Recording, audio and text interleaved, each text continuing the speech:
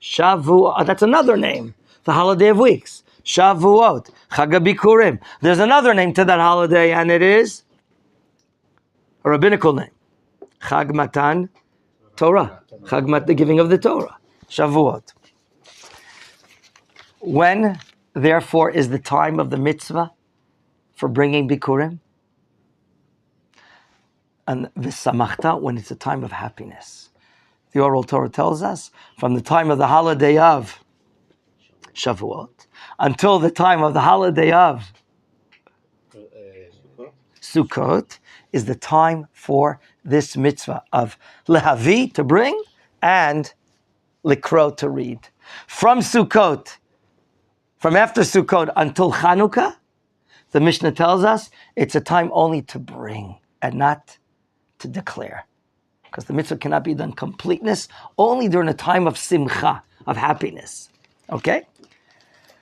Gentlemen, as we're coming here to the finale of understanding this mitzvah, and we're only doing it briefly, of course, there's a lot of, I heard this shiur that this idea I want to share with you from a great rabbi in Rav Ezra Kashtiel. I want to share this idea with you, please. There's a lot of significance in our life about a beginning, the Reshit. And really, this is an introduction to all different parts of our life. We believe that if we're working as a farmer and we're laboring and working hard and sweating outside, irrigating, taking out thorns, taking out stones and all this, wow, I put a lot into producing the first fruits. And even before we collect the fruits, like we mentioned beforehand, does the Kedusha, the holiness of putting a string around the first ripened fruit while it's still on the tree. And this is called the Reshit, and it's for the sake of God.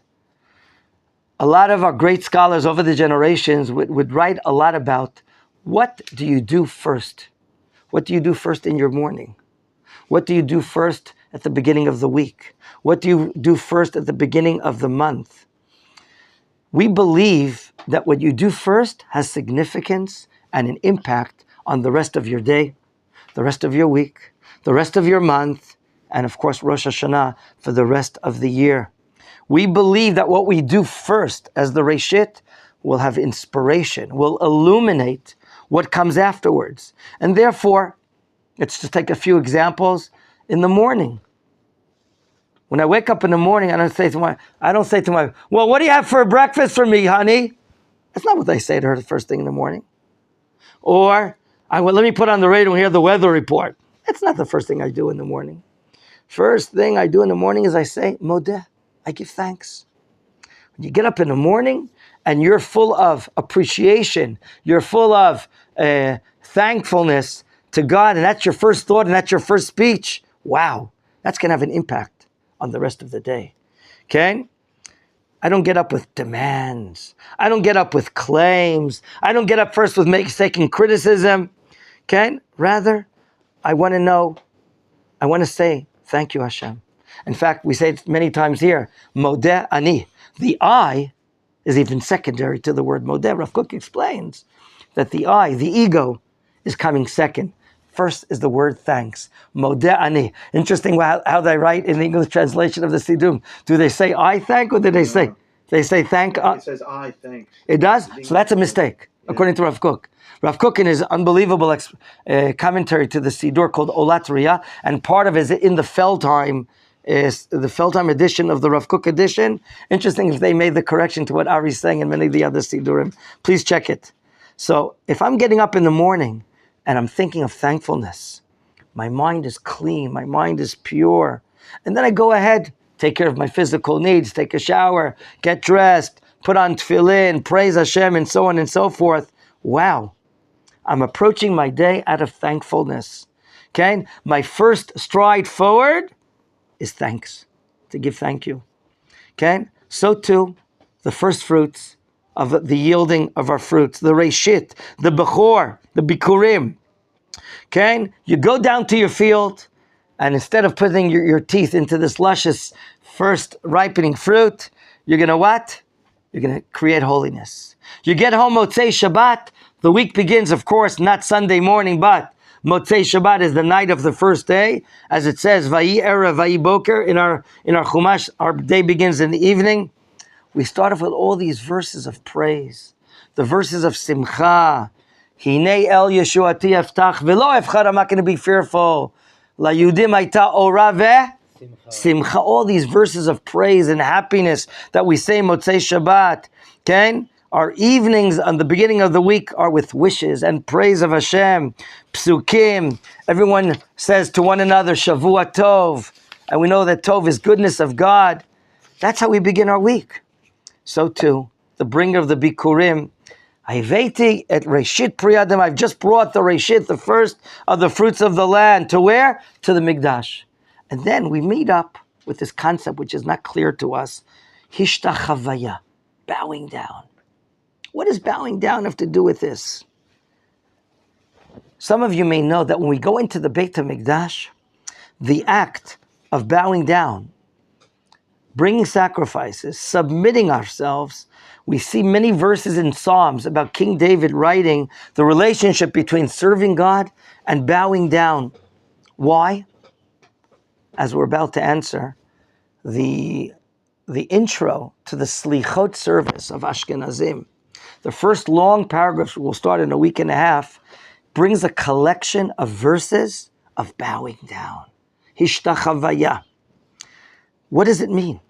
Why is it that when we hear God's name explicitly stated in the Yom Kippur service of the Kohen Gadol, everyone flattens, everyone goes down, bottoms out to the floor and bows down? Why is it in Bikurim that the farmer here is bowing down, as we see here in verse 10? Okay? What is the significance? And how is it related to the next word, v'samachta, and rejoicing? Rejoicing and bowing down? Are these two concepts interrelated, or are they separate concepts? And the idea is this. 3 times a year, each and every man is obligated to do the mitzvah called Aliyah La Regel. What does the word Regel mean? It means a foot. And why is the holiday nicknamed or coined Shalosh Regalim, as it says in several places? You shall celebrate, because we have a mitzvah to do what? To walk up to the temple. Not take the train. You can take the train until the last stop, but then you have to walk onto the Temple Mount. And there, when we get into the Temple Mount, we get into the Beit HaMikdash, we're going to lower ourselves. We're going to submit ourselves. We're going to lower our self-pride, lower our arrogance, yet with confidence, we're going to sense that we're before God. And that's not just intellectual or mental confidence. We're going to even physically represent that right now we're before Hashem. Even a Kohen, when he works in the Beit HaMikdash, he works without shoes. He doesn't wear shoes. He's barefoot. One of the understandings is, okay, good Italian leather shoes, huh? They're the best, aren't they? I'm asking, tell the truth. Yes. I'm sure he would say yes.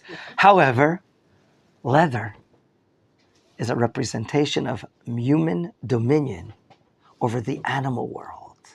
When we hunt animals and we skin animals and make leathers out of them and make good leather Italian shoes, wow. So the shoe is a representation of man's ruling, man's leadership, his dominion over the animal world. When we're in the Beit HaMikdash, however, like a Kohen, you don't show that you're the boss. He's the boss. He's the Adon Olam. He is the Melech HaOlam. Therefore, right now, in the Beit HaMikdash, even the farmer bringing the Bikurim, he's now representing himself. I'm bowing before the king. I am submitting himself. And when you submit yourself, you're saying, Hashem, I'm your shaliach. It's not a Chabad commercial, by the way. I'm your shaliach.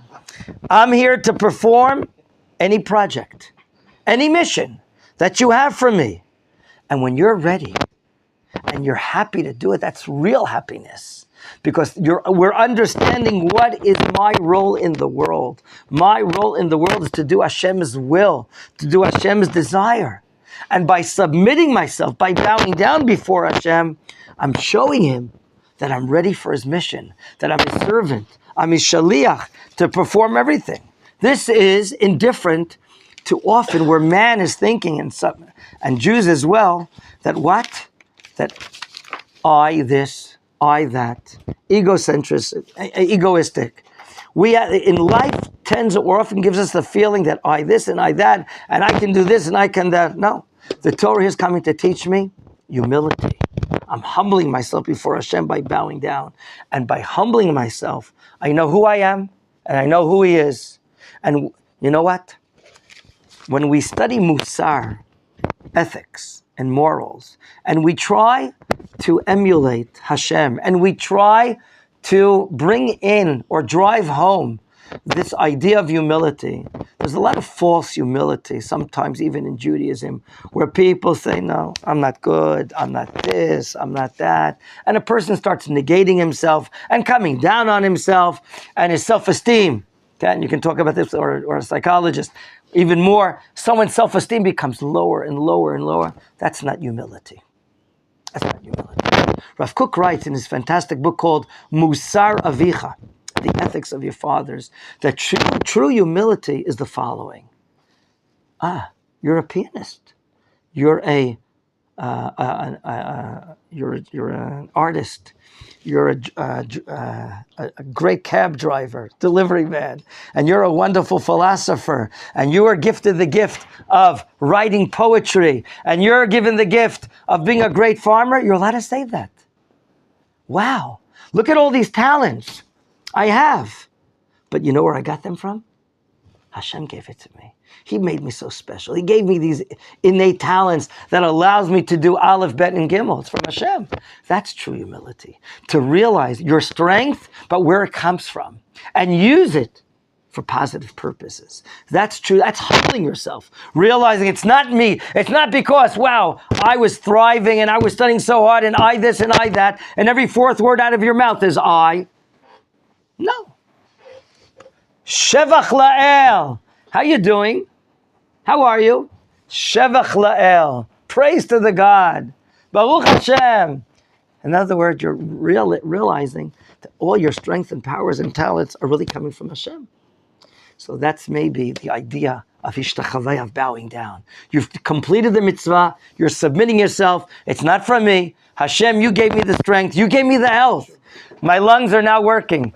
My blood pressure is fine. My klayot, how do you say klayot? Kidneys. My kidneys are functioning, thank God. My blood pressure is fine. The sugar is not high. And thank God you gave me all this health. For this and more in tomorrow's shiur.